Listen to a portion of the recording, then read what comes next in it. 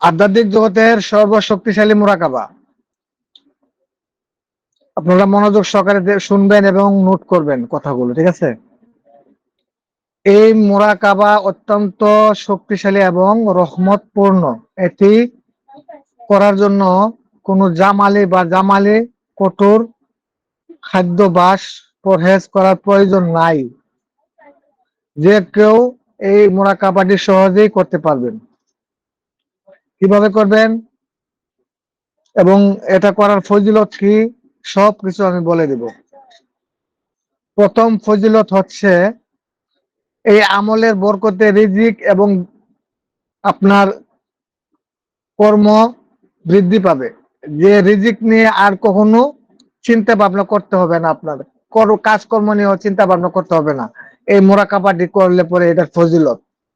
বুঝতে পারছেন? দ্বিতীয় ফজিলত হচ্ছে রহমতের ছায়া এবং এটি রহমতের একটি মুরাকাবা। যে ব্যক্তির উপর আল্লাহর রহমত বর্ষিত হয় তার দুনিয়া ও আখিরাতের কোনো চিন্তা থাকে না। সে দুনিয়াতে একজন মুকুটবিহীন বাদশার মতো সম্মানিত ও শান্তিতে বসবাস করতে পারে। তৃতীয় ফজিলত হচ্ছে সর্বোচ্চ ফয়েজ এর মুরাকাবার মাধ্যমে আমলকারীর আধ্যাত্মিক জগতের সর্বোচ্চ রুহানি ফয়েজ শক্তি লাভ করতে সক্ষম হয়ে থাকেন। আমলের প্রস্তুতি এবং শর্ত আমি আপনাদেরকে বলতেছি, শুনেন। আমলটি জুম্মাবার রাত মানে বৃহস্পতিবার দিবাগত রাত থেকে শুরু করতে হবে। বৃহস্পতিবার দিন গিয়ে যে রাত হবে সেই রাত্রে শুরু করতে হবে। প্রথম দিন আমল শুরুর আগে অবশ্যই উত্তম রূপে গোসল করে নিতে হবে এবং সাদা পোশাক পরিধান করতে হবে, এবং সাদা পোশাক পরিধান করলে ভালো হয়। আমলটি একটি অন্ধকার বা নিরিবিলি ঘরে বসে করতে হবে, যেখানে আশেপাশে কেউ থাকবে না। আমলের সময় চোখ বন্ধ করে ধ্যান বা মুরাকাবা মগ্ন থাকতে হবে। আমলের নিয়ম: ইয়া আল্লাহু, ইয়া রহমানু, ইয়া রাহিমু, ইয়া হাইয়ু, ইয়া কাইয়ুম, এই 5টি নাম একসাথে শুরুতে অন্তরে তওবা করতে হবে। এই 5টি নাম অন্তরে মনে মনে জপতে হবে এবং বলতে হবে, হে আল্লাহ, তুমি আমার সমস্ত ছোট বড় জানা অজানা গুনাহ মাফ করে দাও। মনে মনে আল্লাহর কাছে বলতে হবে, চক্ষু বন্ধ করে। এরপর 11 বার দরুদ শরীফ পাঠ করতে হবে। তারপর এক বৈঠকে নির্দিষ্ট 5টি নাম একসাথে 500 থেকে 1000 বার পাঠ করতে হবে। শেষে 11 বার দরুদ শরীফ আবার পাঠ করবেন। ওস্তাদ, যে নামগুলো একটু আস্তে আস্তে আর একবার বললে ভালো হয়। ও আচ্ছা আচ্ছা আচ্ছা আচ্ছা আচ্ছা। নামগুলো হচ্ছে ইয়া আল্লাহু, ইয়া রহমানু, ইয়া রাহিমু, ইয়া হাইয়ু, ইয়া কাইয়ুম। লেখেন।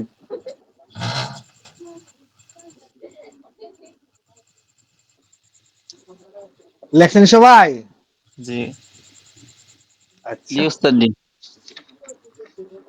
এই নামটায় একটি অন্ধকার ঘরে বসে নিরিবিলি চক্ষু বন্ধ করে 500 অথবা 1000 বার জপ করবেন ইনশাল্লাহ।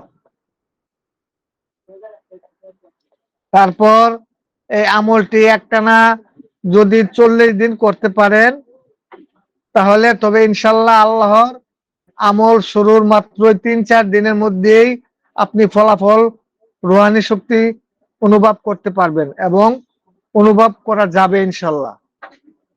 এই আমলটি করতে হবে একটানা 40 দিন, কিন্তু 3-4 দিনের ভিতরে আপনি এটার ফলাফল বুঝতে পারবেন।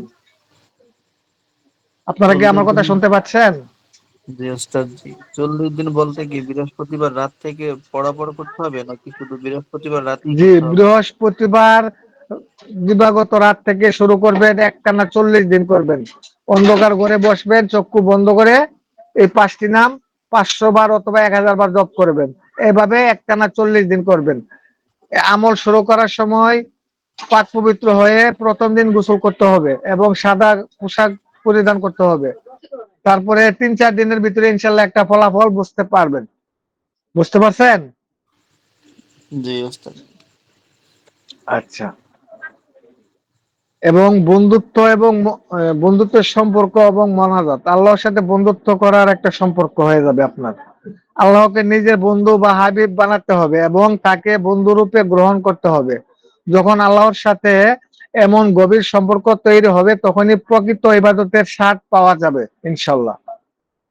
মোনাজাত, আমল শেষে আল্লাহর দরবারে এভাবে মোনাজাত করতে হবে, হে আল্লাহ, আমি তোমার কাছে রুহানি শক্তি, জিন্নাত থেকে সুরক্ষা, হালাল রিজিক এবং প্রয়োজন তা বলবেন প্রার্থনা করছি। তুমি তোমার রহমতের মোরাকাবার ওসিলায় আমাকে তা দান করে দাও বা দান করো, এভাবে বলবেন। বুঝতে পারছেন? জি ওস্তাদ জি। আচ্ছা, আধ্যাত্মিক জগতের সর্বশ্রেষ্ঠ মহাশক্তির একটি আমল লেখেন। জি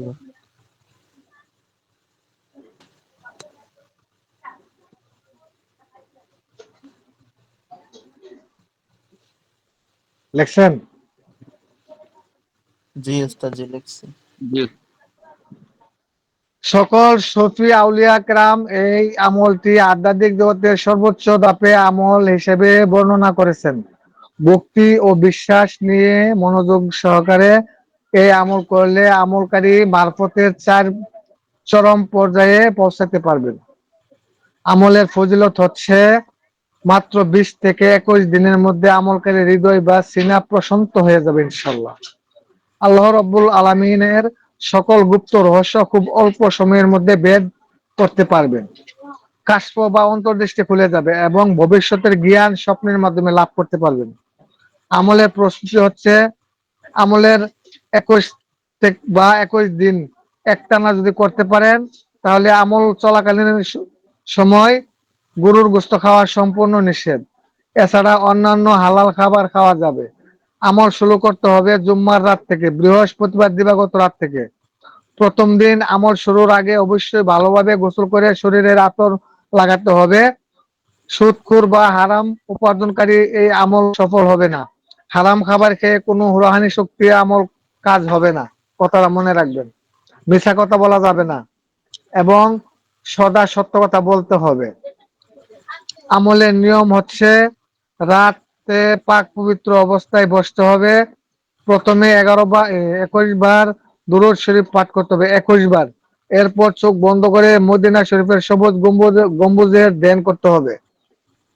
ধ্যান করে আপনি এবার কি পড়বেন আমি আপনাদেরকে বলতেছি।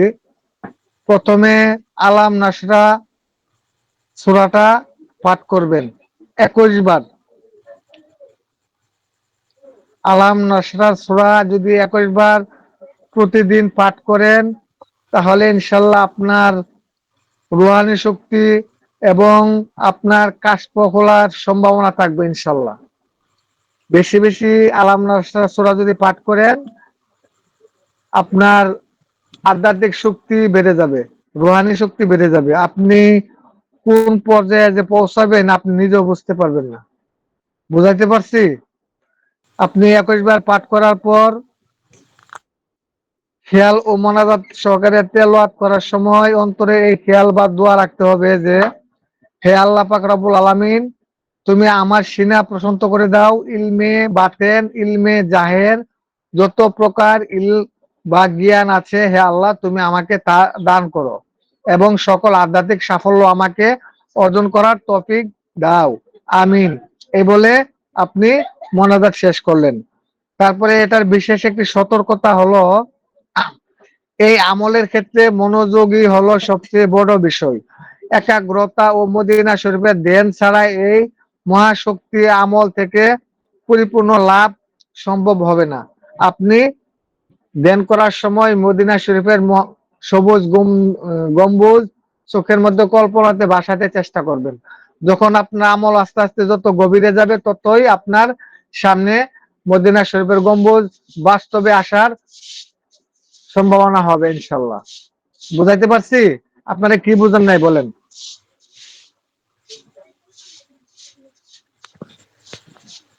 বুঝছি ওস্তাদ জি সবকিছু। আমল কি 20 দিনে 21 দিনে আমরা ওস্তাদ?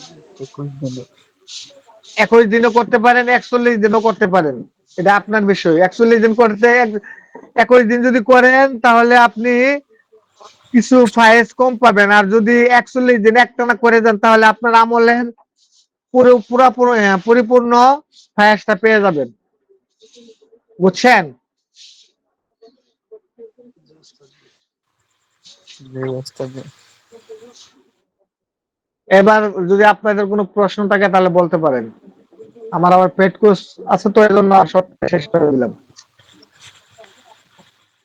জি ওস্তাদ জি, আহ, একজন জি। বাইরে থাকে প্রবাসে, তো হ্যাঁ। ওনার স্ত্রী বাহির মানে দেশেই থাকে, তো স্ত্রীর সাথে মানে শ্বশুর শাশুড়ির মিল নেই, এবং স্ত্রী জামাইয়ের সাথে ভালোভাবে কথা বলে না। ফোন দিলেই যত সমস্যার কথা বলে। হ্যাঁ। স্ত্রীকে ঠিক করা তদবির যাতে শ্বশুর শাশুড়ির সাথে মেলামেশা ভালো হয়, এবং স্বামীর সাথেও যাতে ভালো সম্পর্ক হয়। ও আচ্ছা আচ্ছা। একটি কাচের বয়মে চা পাতা এবং চিনি ভর্তি করে রান্না করে যে কোনো স্থানে গোপন জায়গায় রেখে দেবে অথবা মাটির নিচে পুঁতে রাখবে ইনশাল্লাহ। চা পাতা, তারপর চিনি। হ্যাঁ, কাঠের বয়মে ভর্তি করে পুঁতে রাখবে। কিছু পড়তে হবে? কিচ্ছু পড়া লাগবে না, কিচ্ছু পড়া লাগবে না, এমনিতেই অটোমেটিক মিল হয়ে যাবে। জি ওস্তাদ জি। আর একটা হলো যে মানে একজনের প্রায় 18 ভরি স্বর্ণ চুরি হয়ে গেছে, তো চোরকে ধরা হয়েছে, চুরির তাকে চুরির চুরির তদবির আমি জানি না হজরত। ওস্তাদ জি মানে পরিপূর্ণটা বলি। বলতে হবে না। না মানে ওই চোর ধরা পড়ছে ওস্তাদ জি, তো হ্যাঁ তারপরে থাক, আমি এটা জানতেও চাই না। চুরির বিষয়ে আপনারা কোনোদিন কোনো তদবির করবেন না, আপনি তো বিপদে পড়বেনই, আপনার মান সম্মান নিয়ে টান দিবে। জি। আর কেউ আছেন প্রশ্ন করবেন? মিজান সাহেব। আসসালামু আলাইকুম। ওয়ালাইকুম সালাম, জি হজরত বলেন। যে আসলে এটা আপনি ওই তখন ইস্তেগফারের সময় উঠেছি, তার নাম হয়তো খেয়াল নাই। ও আচ্ছা আচ্ছা আচ্ছা। হ্যাঁ, জাহিদ সাহেব কিছু বলবেন?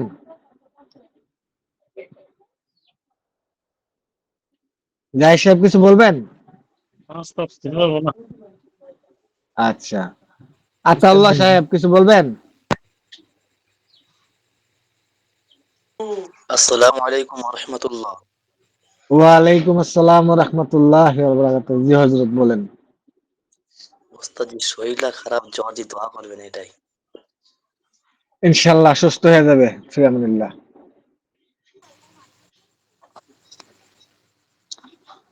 ওস্তাদ ওস্তাদ ফয়সাল জি আহমেদ কিছু, জি। যে মানে আমার যে ওই ইস্তেগফার জায়গাতে ওটা তো কাজ আমি করার পর যে আমি অসুস্থ হয়ে গেছি আপনি বলছিলেন, হ্যাঁ, এখন দুধে দেওয়া যায় না ওস্তাদ জি, মানে শরীরটা খুবই খারাপ লাগে, এখন তো গোসল করা সম্ভব আপনি না। গোসল করে নেন এখন, এই মুহূর্তে গোসল করেন, আপনি সুস্থ হয়ে যাবেন ইনশাআল্লাহ, রাত্রের ভিতরে সুস্থ হয়ে যাবেন। যে আমি এমন একটা জায়গায় আছি এখানে মানে গোসল করা সম্ভব না। তাহলে আপনি একটা গ্লাসের মধ্যে আহ, 1 গ্লাস পানির মধ্যে আপনি সূরা 41 বার সূরা ফালাক ফাতিহা পড়ে পানিটা খেয়ে ফেলেন। আচ্ছা ওস্তাদ জি। আর আমি যেভাবে বলছি কালকে গোসল করে নিন। জি ঠিক আছে। আর প্রতি কাজের শুরুতে ইয়া আইয়ুহাল মুজাম্মিল এটা 3 বার করে বুকে ফু দিয়ে নিব। হ্যাঁ। জি।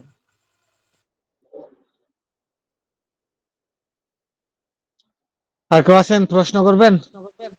ওস্তাদ জি, জি। আমার প্রশ্ন বলতে আমি যে আস্তাগফিরুল্লাহ, এটা তো আমি 3টা থেকে 4টে বাজলে আমি পড়ি 11 বার করে। করেন। এটা এটা কি হবে তো? ইস্তেগফারের তুলনা নাই, ইস্তেগফার যে বেশি বেশি পড়বে সে কোন পর্যায়ে যে যাবে সে ভাষা আমার জানা নাই, অনেক উপরে লেভেলে চলে যাবে, ইস্তেগফারে এত জি পয়সা, আপনি এত বলছিলেন মর্যাদা। 11 বার করে 11 বার করে পড়তে করেন। বলছিলেন, আজকে তো জানি না ক্লাস হবে, সেই জন্য পড়ে ফেলছিলাম ওই সময়। আচ্ছা, সমস্যা নেই, পড়েন।